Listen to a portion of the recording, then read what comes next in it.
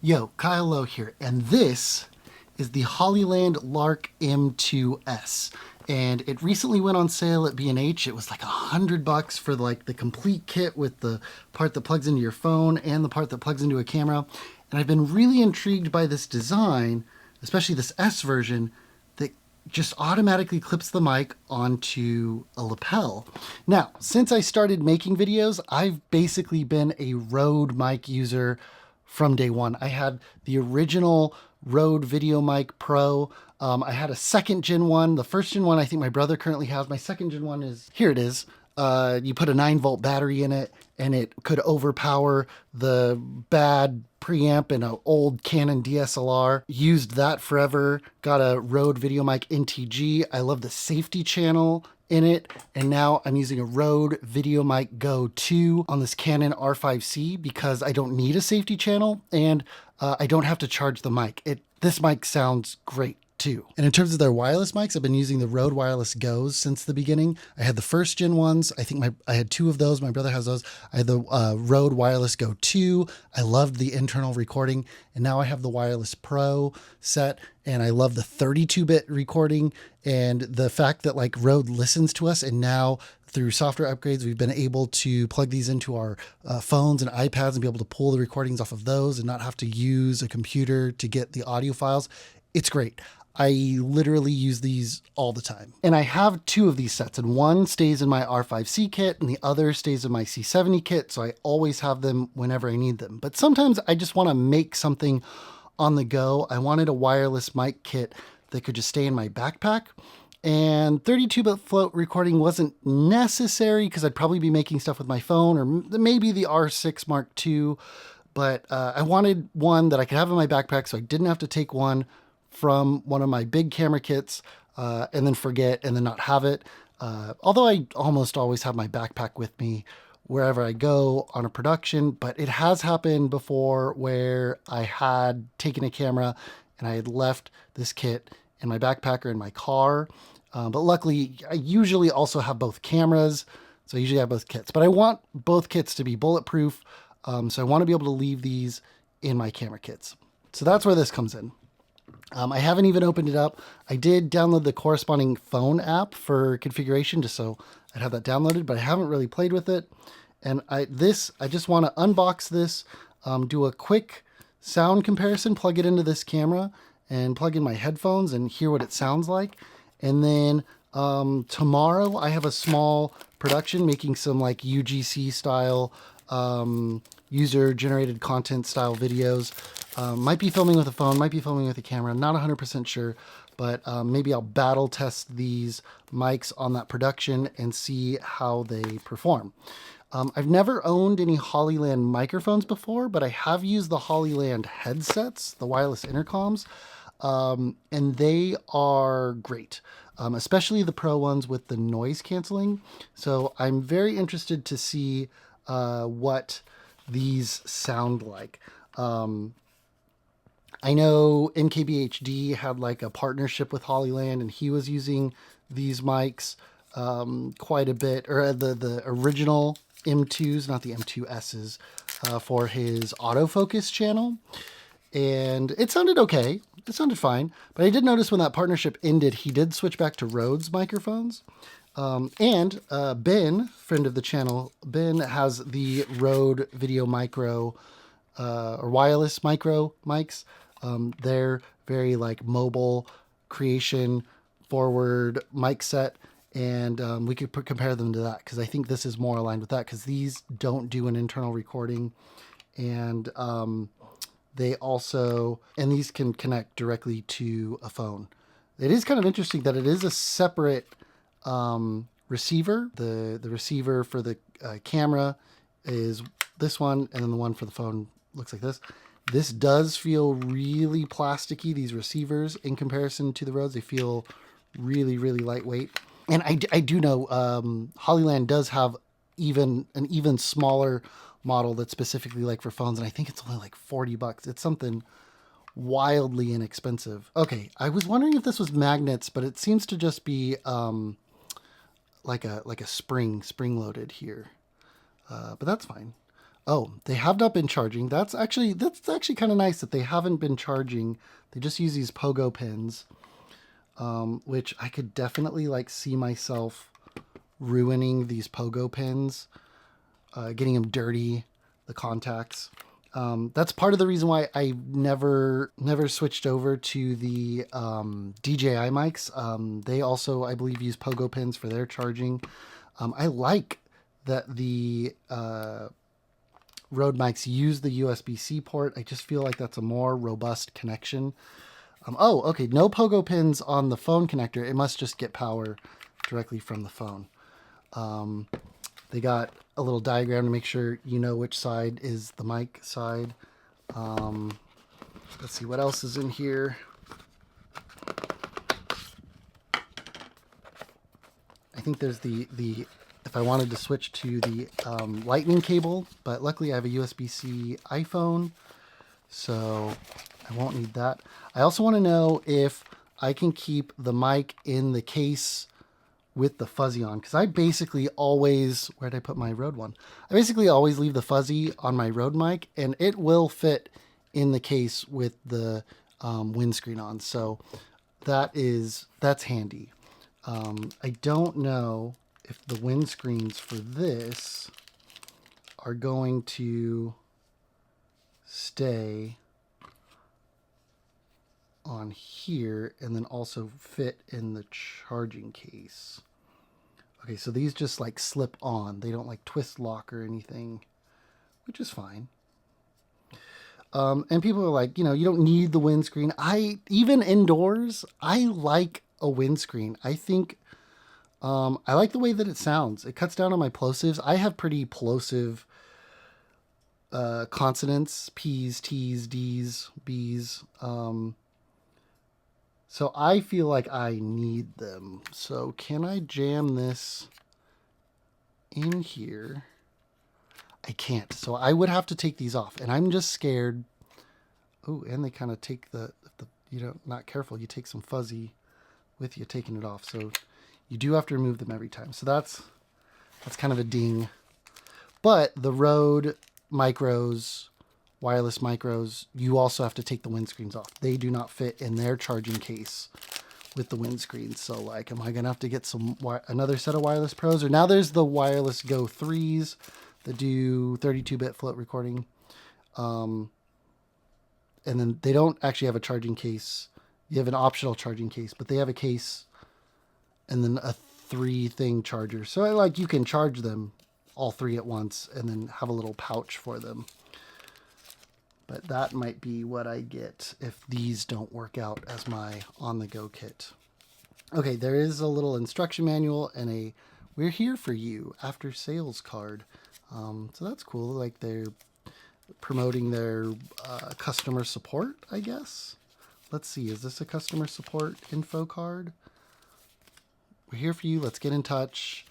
They want us to go to and leave feedback and go to a user group, which I guess a user group is a good way to get help. You know, I'm in like some Rode mic and Canon cameras and Sony cameras and Blackmagic camera Facebook groups, and they are kind of handy. User manual is a QR code. I don't know. You want to scan that? Scan that QR code. See the user manual. Yep. Furry windshield. Connect to your phone. And or connect to the receiver, the other receiver. Does it have? Did they give me a 3.5 mil cable? Oh yeah, there's cables in here. I didn't. Oh, USB-C cable. What's going on? This bag is like, it's got like multiple sections, but it's like there's a gap. This bag is just weird. It's just built really weird. Okay, yeah, there is a 3.5 millimeter cable in here. Okay. All right, but I think this isn't charged up. The pogo pins were in there. Oh, there's even a little plastic cover for the inside. What's going on? Why do they need to protect the plastic and the lid of the case? Is there? something going on there? I don't think so. But I do have a USB-C charging cable here ready to go on my desk. It's not very long. So let's charge that up for a few minutes and then swap over and hear what that sounds like. Actually, let me plug in my headphones. Check, check, check, check, check, check. Test, test. All right, we've got the Hollyland Lark mics plugged into this camera. You're still hearing the Rode mic just for right now. Because I want to do a test with the windscreen, without the windscreen. So I also connected to the app, and the app, well, I got disconnected, but let me connect via USB. Oh, my USB cable fell out. I have this chunky USB-C cable going on. That's what's going on. But I'm connected via USB-C cable to the same connector that's plugged into the camera. I'm not using the wireless one yet. We'll test this one out in just a sec. But I went into the app and I switched it to the lowest volume adjustment because the preamps in this R5C are pretty good. So I wanted to put the lowest quality out, or lowest volume out, and then adjust the preamp in the camera. And I also switched it from mono to stereo. So one mic should be in one ear and the other mic should be in the other ear. And I turned the schedule power off to never. I don't want it to go to sleep. There are custom functions. I have not looked at receiver, self-locking, mic muted, mic recognition. I don't think I need any of those custom settings. Are there other settings in the setting here? Nope. There was the ability to update the firmware. I did that before we got started, and I only had this plugged in for maybe like 5-6 minutes, and the mics got to 34% battery, which is great. One got to 40, one got to 34. So that is pretty solid. Okay, so now the sound test, the thing you've probably been waiting for. Let's switch over to the mic with the windscreen. And this is what it sounds like really close. I'm sure it's got a little bit of the kind of near field bassiness. Yep. Yeah. And here's what the plosives sound like with the windscreen. Peter Piper picked a peck of pickled peppers. Pretty under control, especially if I move it off axis. So even if it's on my chest, way controlled. So it really is just for like wind. But now, what does the one without the windscreen sound like? It sounds like this. I don't think we're getting too much coloration. Maybe we're losing a little bit of high end, a little bit of that crispiness with the windscreen, but that honestly trade off, and I need all the help in the bass that I can get. But here's the plosives. Peter Piper picked a peck of pickled peppers. Yeah, we're going to clip the capsule on that. But if it's mounted on my chest, theoretically, we should have plosives relatively under control. But even then, why run the risk? I don't know. I just pretty much always use the windscreen. And not being able to fit the windscreen inside of the case is a major bummer to me. And I don't think I'd even be able to fit it, you know, if I have...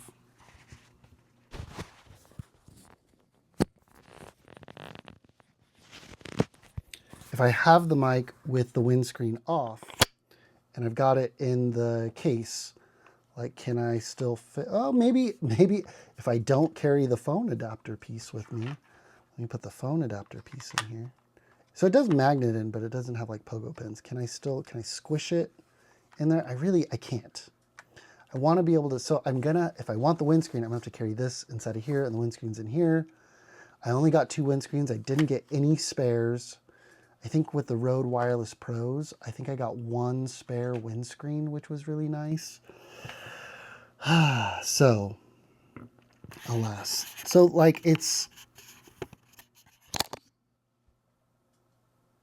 like 3 steps forward in terms of like functionality design, but like 1 step back in terms of the carry case and no internal recording. The internal recording has saved my butt so many times on the Rode Wireless Pros and the Go 2s. I always had to set the Go 2s on the -10 dB cut, but this has saved my butt a ton of times. So I think it sounds pretty good. I think, and I'll need to listen to the recording. I'm listening to the headphone jack on the R5C. So I'm going to listen to that. And I have a production tomorrow, and I'm going to try this out.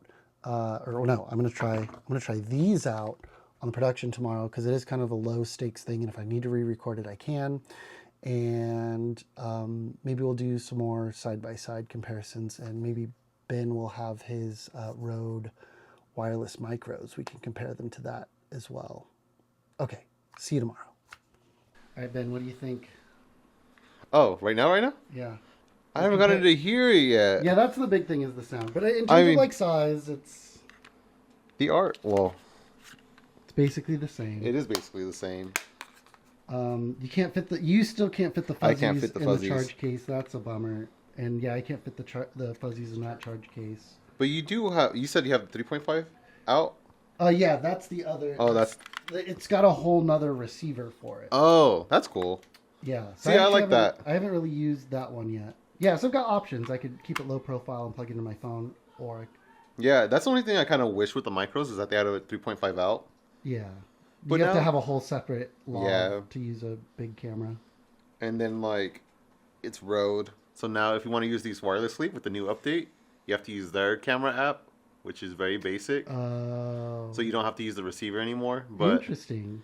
They just show up as Bluetooth mics, but... It doesn't sound as good as the receiver, though, right? I don't know. I haven't gotten to play around with it yet. That's been my experience with Bluetooth stuff that doesn't have a receiver. But yeah. Clanky. Yeah, it feels... The case feels really cheap. The receiver feels really cheap.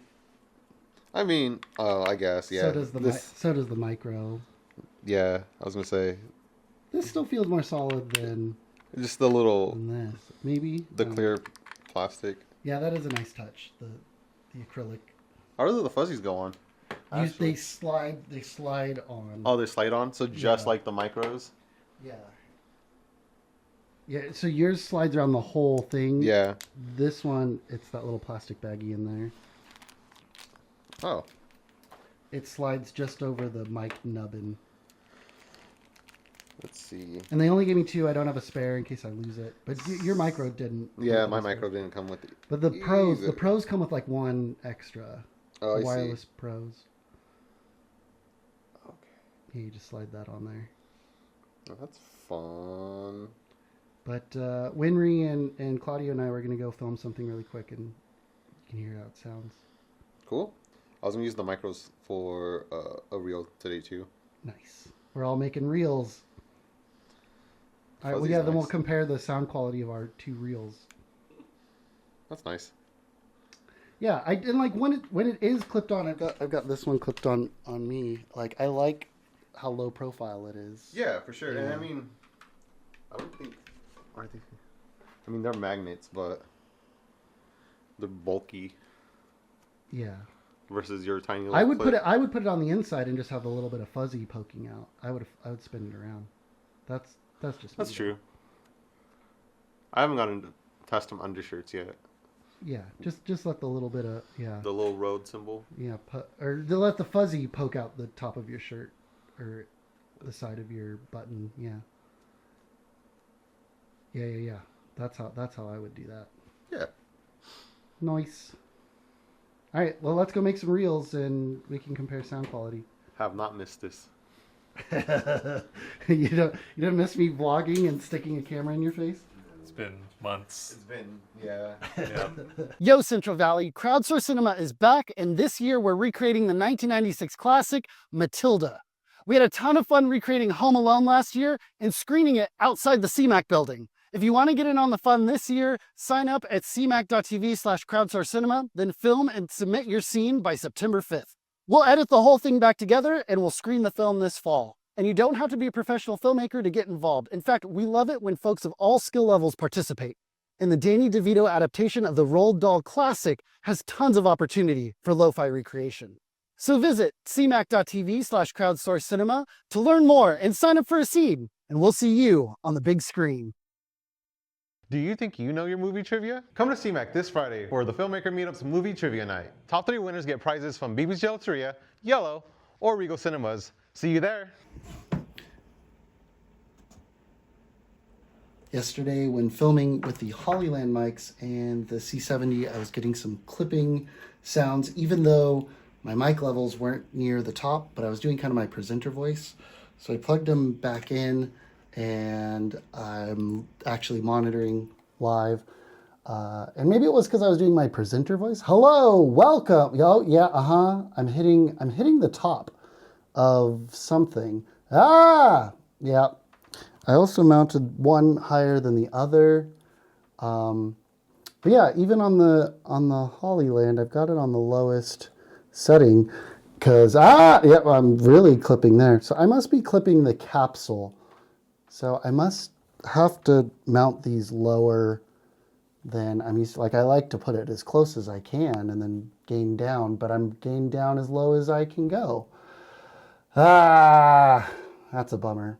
But I also noticed yesterday I plugged it into my phone and with the phone mount, and I didn't seem to get that hit that peak as I did on the C70. And I do know the preamp in the C70 isn't as good as the one in the R5C, so that might be part of the problem. But let's pop this on here and see if I'm still getting the same issue.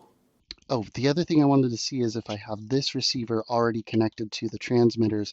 If I plug this into my phone, will it transmit to both? Will both get the signal? Yeah. Okay, with them both connected, it appears that the Hollyland receiver is just blinking because it was connected to this one first. So yeah, that it does not appear that it can do both receivers at the same time. Oh well, that's fine. I didn't really expect it to anyway. Okay, I wanted to do one last test before I make my final verdict. I've got one of these clipped on my hat. I hadn't done that. I wanted to hear what it sounds like clipped on my hat. I've got the other one clipped on my chest. You're now hearing the one clipped on my chest. I want to hear which one sounds better. So this one is my hat. Yeah, it's definitely not as bassy as the one clipped onto my chest. You know, I'm getting more resonance from my chest on this mic.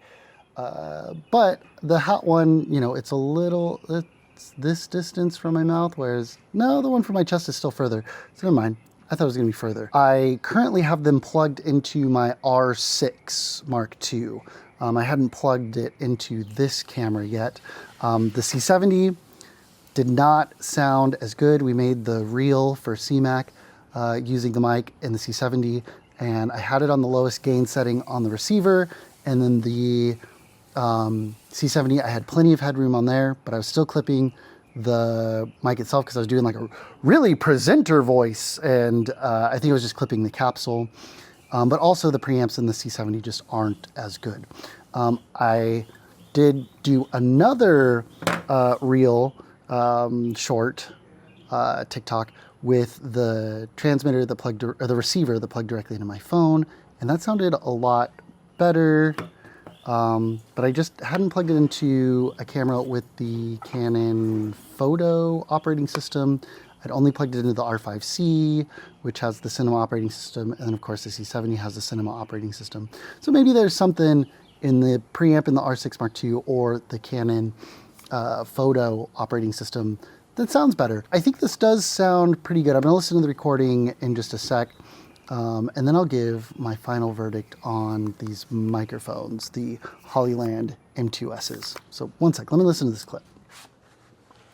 Okay, after testing these Hollyland M2S microphones for the last week or so, and using them on a bunch of productions, and using them on a bunch of cameras, iPhone, Canon R5C, Canon C70, and now the Canon R6 Mark II, I've determined I'm going to keep them, mostly because I've already missed the return window. I've had them for too long. I took too long to get this review started, but I'm going to keep them for my mobile creation. I'm going to keep them to make videos with my phone. I needed a wireless lav for my iPhone anyway. This seems to work best with iPhone. It seems to work pretty good with the Canon R5C and R6 Mark II. The C70, it didn't really take to very well, but it seemed to work the best with the iPhone. So I'm really looking forward to doing quick interviews and stuff, shot on iPhone, and just connecting these mics to the phone, not worrying too much, and getting clean audio. I just need to be careful about how lot of a volume we're putting into the capsules, because the capsules do have a threshold, and it really is at someone presenting like a loud presenter voice. So definitely yelling is going to clip. My loud presenter voice could clip on the iPhone, but definitely on the C70. But if I need to be further away from the iPhone, if I need to be more than 3 feet away from the iPhone, this is going to do a good job. It doesn't have the like 4 gain stages that the Rode Wireless Pros and Go 3s have. It seems to have a pretty low threshold for volume input. So that is a bummer, but I think for making stuff on my phone, we have kind of a lowered expectation for audio quality anyway, but I want things to sound better than the built-in microphone when I'm far away, and I think this is going to provide that. So would I buy the Hollyland M2Ss again? Probably not. I would probably buy Rode Wireless Go 3s with 32-bit flow internally and a really, really high threshold for sound capture. They very rarely clip. They are bulkier, but I'm willing to live with that. I've lived with the original Wireless Go's, the Wireless Go 2s, and the Wireless Pros. So if I needed something just for my phone, I'd probably get that. But I have these now. They were only $100, and I'm relatively happy with them, especially for plugging into my phone. So long story long, I'm going to keep them. I'm going to use them with my phone. I am not going to plug them into my cameras too often. Maybe this R6, it did sound okay with me talking at this volume, but not the kind of louder presenter voice stuff. And I like the way it sounded clipped to my hat more than I liked it clipped to the collar of my crew neck t-shirt. A little bit lower on a button-up sounded okay, but I actually like how they sounded a little less bassy on my hat.